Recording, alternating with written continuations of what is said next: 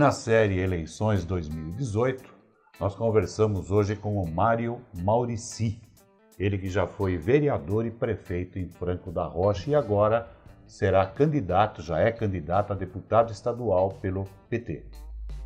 Maurici, você nasceu onde? Eu nasci em Franco da Rocha, há 57 anos atrás. E sempre viveu por lá? Na verdade, eu vivi um período da minha vida em Santo André, depois mais adiante nós vamos falar sobre isso. Vivi um período da minha vida em Brasília. Hoje, nesse momento, vivo em São Paulo, na capital. Bom, você tem uma formação de jornalismo, é isso? Sou jornalista. Sofredor, como eu também. Você começou sua carreira política como? Aconteceu por acaso? Você foi empurrado? Tinha vocação? Não aconteceu por acaso, não. Eu, como te disse, nasci em Franco da Rocha. Eu fui seminarista católico, salesiano, durante muito tempo. Então esse período vivi fora de Franco da Rocha, longe da minha família. Quando eu volto para Franco da Rocha, fiz o ensino primário e médio naquela época no seminário salesiano. Que era ginásio, né? Isso. Grupo e o ginásio. Quando eu volto para Franco da Rocha, eu já volto para casa dos meus pais, eu já volto e já presto vestibular e entro na faculdade de comunicação. Aí eu fundo um jornal com alguns amigos em Franco da Rocha. E a partir do jornal, dessa militância no jornal, de outras coisas, grupo de teatro, cineclube, outras coisas que nós jovens criamos naquela época lá, acabei indo para a militância partidária. Entrei no PMDB, foi meu primeiro partido, mas fiquei alguns poucos meses no PMDB, saí e fui para o PT. Em 82 eu fui candidato a prefeito em Franco da Rocha pelo PT. Obviamente, dos 8 candidatos eu fiquei em 8º lugar. Mas em 1988 eu fui eleito vereador em Franco da Rocha pelo PT. Fui o primeiro vereador do PT em Franco da Rocha. Em 92 eu fui eleito prefeito em Franco da Rocha. Em 96 terminou meu mandato e naquela época não havia reeleição ainda. O primeiro mandato a ter reeleição foi o mandato subsequente ao meu. Eu fui trabalhar em Santo André. Quer dizer, na verdade, no primeiro momento eu voltei, porque além de jornalista eu também sou graduado em História. Então voltei para a rede pública lecionar História. Fui convidado então pelo então prefeito de Santo André, Celso Daniel, para ir trabalhar com ele na prefeitura. Eu fui trabalhar na companhia de abastecimento, a Crasa. Fui assessor de imprensa do presidente da Crasa. Depois disso eu fui secretário de comunicação na prefeitura de Santo André, mas no final do primeiro ano de governo da terceira gestão do Celso Daniel, ele me convidou para ser secretário de governo, para sair da Secretaria de Comunicação e ir para a Secretaria de Governo, que é o centro de coordenação do governo. Eu fui e uma semana depois que eu assumi, ele foi sequestrado e assassinado. Você se lembra disso? Sim, sim. Bom, quando você é secretário de comunicação numa prefeitura, não é uma coisa que te absorve no seu dia a dia. Então é possível você cumprir esse papel indo para sua casa em outra cidade todos os dias. Mas quando você passa a ser o secretário de governo, você é o centro do governo, você tem que respirar o dia a dia do governo. Muda tudo. Eu tive que mudar para Santo André. Acabei mudando de Malecuia para lá, minha militância política partidária foi toda para lá. Eu fiquei 10 anos em Santo André, já com o prefeito João Avamileno. Em 2007 eu fui para a TV Brasil, em Brasília. Fui chefe de gabinete da presidenta Tereza Cruvinel. Nesse meio tempo, minha companheira, já minha segunda mulher, Santo André, Ivete Garcia, ela teve um problema de saúde que me fez ter que voltar de Brasília para cá. Ela era vice-prefeita de Santo André à época, ela tinha um mandato. Eu estava em Brasília, mas ela estava em Santo André. Com a infeliz doença que ela contraiu, eu não tinha mais como ficar tão distante, voltei para cá. Fui superintendente da TV Brasil em São Paulo. No final do ano de 2009, o presidente Lula me pediu para assumir a CEAGESP. Eu fui para lá, fiquei 6 anos ali. Depois disso, de novo, a presidenta Dilma me pede para deixar a CEAGESP e voltar para a TV Brasil. Eu fui para Brasília para ser vice-presidente da TV Brasil. Fiquei lá até o golpe, aí volto para São Paulo, fui trabalhar com o deputado Vicente Cândido e fiquei lá até 15 dias atrás, quando me desincompatibilizei para fazer essa disputa por uma vaga na Assembleia Legislativa. Bom, com um passado desses, inclusive eu acredito que sua administração em Franco da Rocha foi boa. E hoje o prefeito lá quem é? Você vê como é que é a vida dura, né? Depois de tudo isso que eu te falei, hoje eu sou o filho do pai do Kiko, que é o prefeito de Franco da Rocha. O prefeito de Franco da Rocha se tornou a referência, é o Kiko. É isso. Mas você ajudou. Olha, eu vou ser bem sincero para você. Você fez um raciocínio bom agora. Eu posso não ter ajudado, porque quando ele foi eleito prefeito, eu estava lá em, sei lá, estava em São Paulo, lidando com o CEAGESP lá. Mas não atrapalhou. Não atrapalhei, pois é. Se eu tivesse sido um péssimo prefeito, ninguém ia votar num filho meu, né? Seria uma âncora, né? Puxa para baixo. É verdade. Maurício, você, candidato a deputado estadual, você certamente tem ideias para colocar em prática se eleito. Embora sua base seja Franco da Rocha, Morato, Caieiras, Mariporã, um pouco de Jundiaí, um pouco... Não, mas você tem ideias aí que a gente estava conversando que eu achei assim... Olha, primeira vez que eu ouço alguém falar em termos de Estado aquilo que nós falamos sobre comunicação. Qual que seria essa ideia? Olha, Anselmo, a gente tem coisas que são nossas, né? Da nossa vida. Então, por exemplo, eu disse que sou jornalista, TV Brasil, fui dono de jornal Franco da Rocha, tal, e sou um militante da comunicação pública. Fui secretário de comunicação em Santo André, tal. Quando eu olho para o governo do Estado, aliás, quando eu olho para o Estado de São Paulo, quando eu vejo que eu estou numa disputa por uma cadeira na Assembleia Legislativa, não tem como não pensar na possibilidade de criar-se um sistema público de comunicação no Estado de São Paulo. Nós temos a Fundação Padre Anchieta, nós temos a TV Cultura, nós temos a Rádio Cultura, as nossas universidades estaduais, todas elas têm instrumentos de comunicação.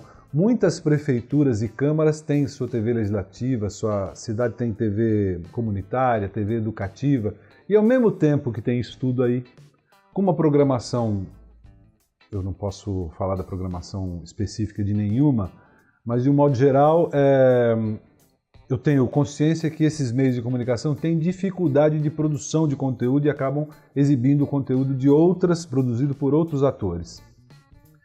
E ao mesmo tempo que isso acontece, as prateleiras da Ancine estão repletas de filmes nacionais, de produções nacionais, que não encontram lugar nenhum para ser exibidos, não tem janela de exibição.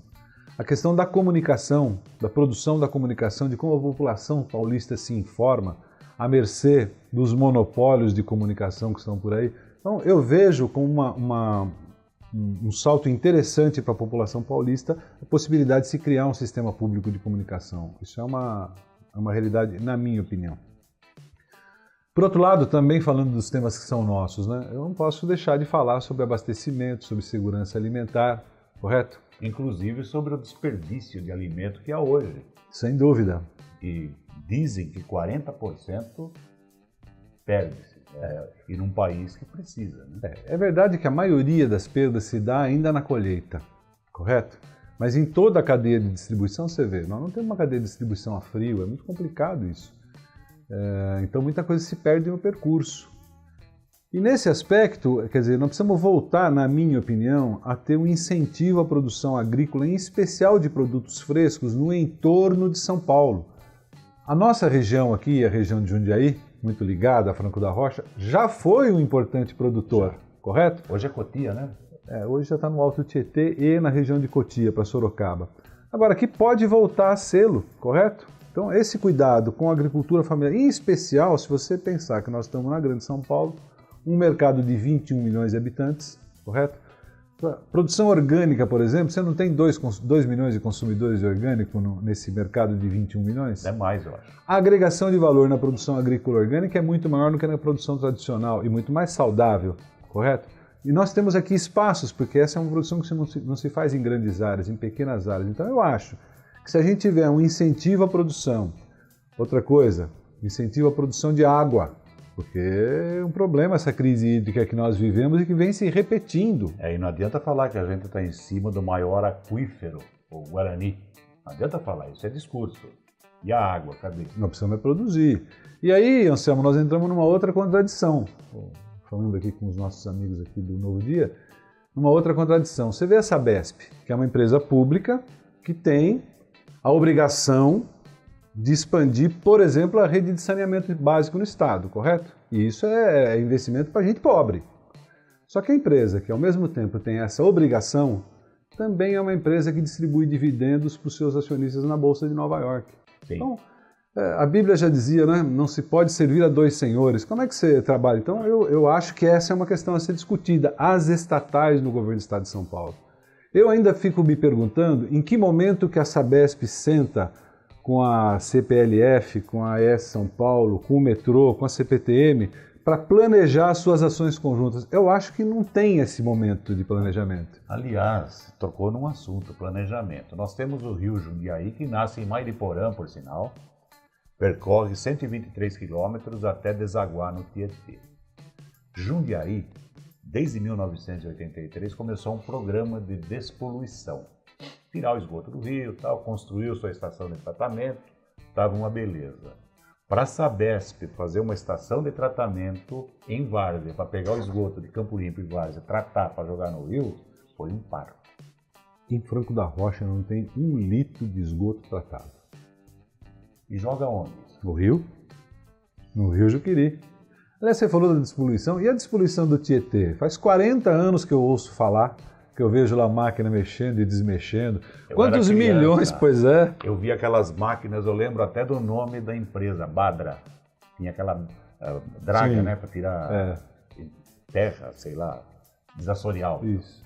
Continua poluindo. Então, nós estamos falando da Sabesp, mas vamos mudar um pouco. Agora, há poucos dias foi inaugurada a linha do metrô que vai até o aeroporto de Cumbica. Então, primeiro... Era para estar pronta na Copa do Mundo. Era para estar pronta na Copa. Segundo, não vai até o aeroporto, né? Não. Para 2,5 km antes, tem que descer e pegar um ônibus. Terceiro, quem foi, em que mesa se tomou a decisão de que era mais importante aquela linha para o aeroporto internacional de Guarulhos do que, por exemplo, a conclusão do monotrilho que vai para a Zona Leste, onde moram milhões de gente pobre na capital paulista. Ou para a Zona Sul. Zona Sul não estou falando do Jardim, estou falando do Grajaú, estou falando do Campo Limpo, estou falando do M-Boi, estou falando de Parelheiros, né, que também é uma população que tem muita dificuldade na mobilidade urbana. Aliás, o trabalhador brasileiro está perdido hoje, né, porque é 2, 3 horas na condução para ir, 2, 3 horas na condução para voltar. E esse ainda é um felizardo, porque ele tem emprego.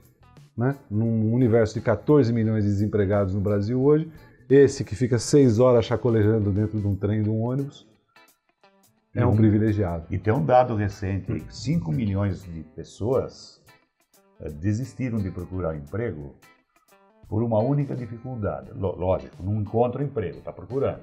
Não tem dinheiro para condução. Então, enquanto isso, você viu aí uma pesquisa que foi publicada há uns 5, 6 meses atrás, ou menos. Na verdade, são duas que eu vi e tem uma diferença. Uma fala no número de 5, outra fala de 6, mas vamos usar de 5. Que, segundo essa pesquisa, 5 pessoas no Brasil têm de patrimônio a mesma coisa que outras 110 milhões de pessoas têm. Quer dizer, é uma desigualdade imensa, né? É um disparate isso. Não é possível. Se você quer construir uma sociedade livre, soberana, democrática, desenvolvida, não pode ter um disparate de distribuição de renda desse tamanho, não é verdade? Agora, como deputado se eleito, nós temos também a questão do ensino. Eu vejo que você tem uma boa formação, você passou em seminário, eu também passei por seminário. Opa. E a gente sabe que o estudo lá é puxado, tempo que se aprendia francês, inglês, latim e noções em grego ainda. Bom, educação paulista, tem jeito? Não, jeito tem. Como é que o estado do Maranhão pode pagar um salário de 5 mil reais para um professor e o estado de São Paulo não pode? Eu não estou dizendo que São Paulo é melhor que o Maranhão, não. Mas é muito mais poderoso. Mais rico. Mais rico? Por que o Maranhão pode ter uma atitude ousada como essa e São Paulo não tem? Eu vou dizer uma coisa para você. Há muitas crianças que já saíram do ensino médio, do ensino primário, ensino fundamental, sem aula de química e matemática. Sabe por quê, Anselmo? Porque não tem professor de química, de matemática, de física mais. E se eu te falar que tem escola conhecida, não vou dizer o nome, que é proibido ensinar tabuada? Aí já é uma questão de método, né?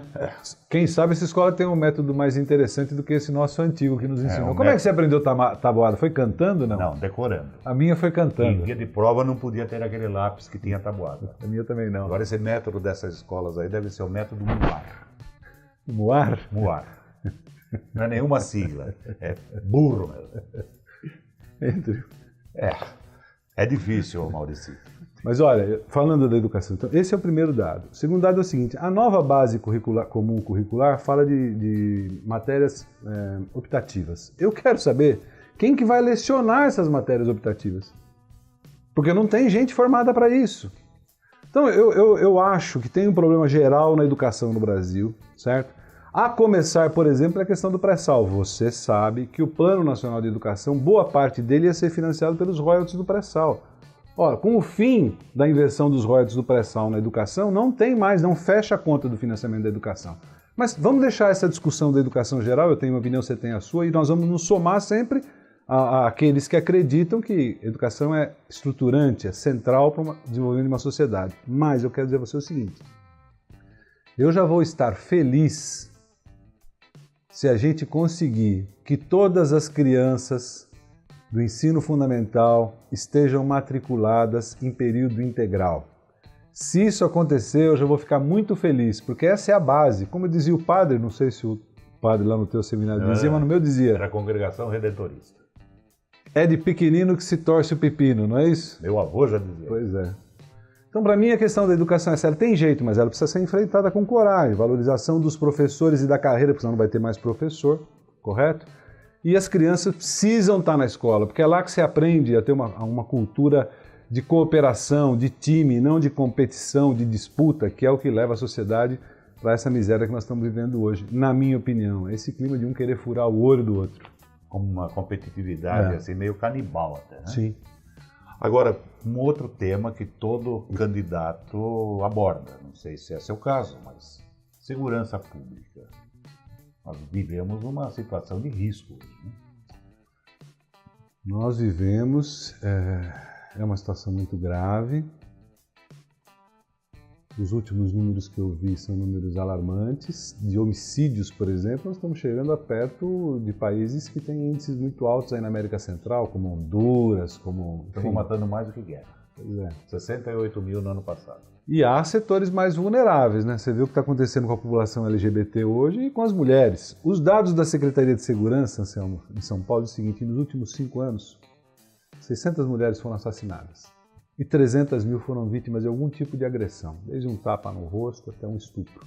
E são números da Secretaria de Segurança, números de boletim de ocorrência. Consideremos que boa parte das pessoas não registram a ocorrência. E esses são números alarmantes. Como é que nós vamos fazer com isso? Se você olhar para o sistema prisional, você vai ver, fora o fato de que boa parte deles estão lá sem condenação ainda, que é uma coisa incompreensível numa sociedade como essa, que faz julgamentos tão rápidos como esses que a gente tem visto de forma espetacular na TV, mas que permite que um jovem fique jogado num presídio anos sem ter julgamento e aprendendo crime. A mulher que roubou sabonete ficou 1 ano presa sem julgamento. Pois é. Sabonete.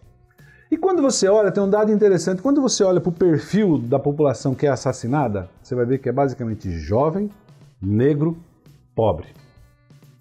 Mas quando você olha para o aparato de segurança e olha o perfil, também são jovens, negros, pobres. Ou seja, Anselmo, nesse país hoje em dia, a população pobre está se matando uns aos outros. Isso é um grande risco para um país grande como o nosso, maior ainda. E as nossas elites, eu acho, aí você me permita falar um pouco de política partidária. À vontade. As nossas elites estão cometendo o que, na minha opinião, é um desatino, que é pegar o único sujeito de figura pública desse país que foi capaz, por um período de 8 anos, fazer uma concertação, porque nos 8 anos do governo do presidente Lula foram os 8 anos em que todo mundo ganhou na sociedade brasileira. E meter esse cara num cárcere, tirar esse cara do jogo. A única pessoa capaz de dialogar com pobres e ricos desse país é o presidente Lula, hoje. Infelizmente, nós deveríamos ter outros interlocutores capazes dessa interlocução, mas hoje é o Lula e ele está preso. E nós estamos indo numa situação, por exemplo, agora a reforma trabalhista. Alguns meses atrás, eu vi eu conversei com um rapaz e ele estava me falando de uma contratação que o Bob's, essa cadeia de lanchonetes, fez. Botou umas faixas aí chamando jovens, meninos e meninas, para trabalhar já sob a égide da nova lei trabalhista. Trabalhar um final de semana. Fez aquela fila, eles recrutaram a quem eles queriam, botaram os meninos lá para trabalhar. Trabalharam 6 horas no sábado, Anselma, 6 horas no domingo. Foram receber. Aqui, né? R$28. R$28 não dá para comprar um sanduíche daquele que os meninos ficaram rendendo. 12 horas de trabalho? Isso. Se você tirasse, um desses meninos morasse aqui em Jundiaí, fosse de trem para lá, e ele pegasse um ônibus até a estação de trem, um trem até a estação da Luz ou a Barra Funda, um outro ônibus, um metrô, um outro ônibus para chegar, no sábado e no domingo ir de volta, ele pagou para trabalhar. E esse dinheiro não fez falta para o Bob? Pois é, para você ver. É uma coisa assim absurda. Para você ver.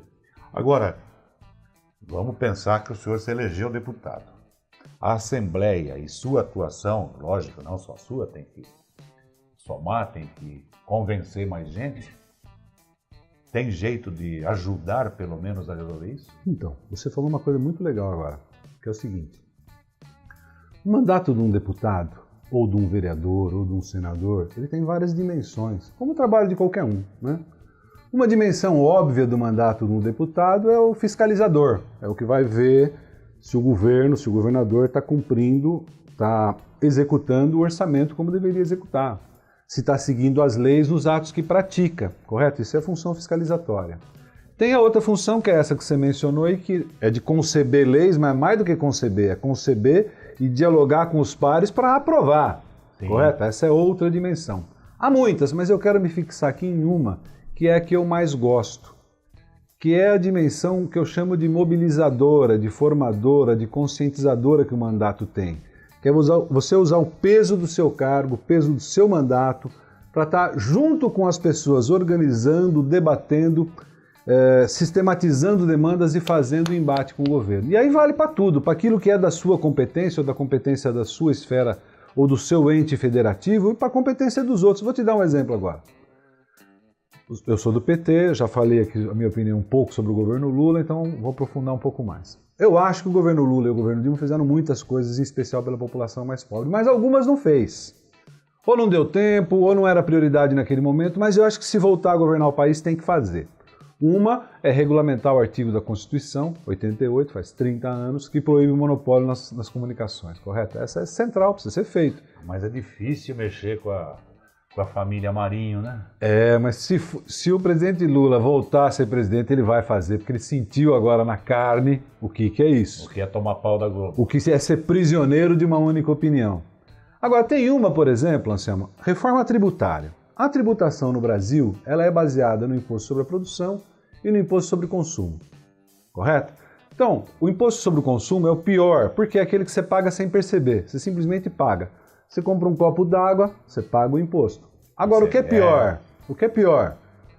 O sujeito que está desempregado, que ganhou R$80 fazendo um bico e comprou um copo d'água, porque água todo mundo precisa beber, não é que nem sapato. Sapato é gênero de primeira necessidade? É, mas água é de primeiríssima. Você até vive sem sapato, mas sem água você não vive. O sujeito que comprou aquele copo d'água por R$3, R$4 e que ganha R$80 por mês, pagou os mesmos, supomos, 10 centavos, 15 centavos, 5 centavos de ICMS, que o outro sujeito que ganha R$300 mil por mês pagou. Qual que é o critério aí, né? Você percebe como é que é? Então, a carga tributária brasileira ela é grande, mas ela é grande sobre o mais pobre. Agora, quando você olha para o IPVA, por exemplo, IPVA é o quê? É imposto sobre veículos automotores. Carro, automóvel é automotor, paga IPVA. Helicóptero é automotor? Por que não paga IPVA? E nenhum avião paga. Jatinho paga IPVA. Jet ski paga IPVA. Lancha? Não, que é isso? Por que o pobre que compra a sua... Eu sou do tempo da Brasília velha, paga o IPVA? Brasília não pagaria. Amarela. Não pagaria. E o do jatinho não paga? Não está errado? Tá. Por que o imposto nosso não é sobre o patrimônio? Vou dar um exemplo melhor. Quem é assalariado paga imposto de renda. Na não fonte, sem choro. Isso. Salário não é renda. Não. Salário é produto da venda da sua força de trabalho. Renda é produto do que rende o seu capital. Sim, aluguel de casa, terreno. Então, quem tem salário paga imposto de renda.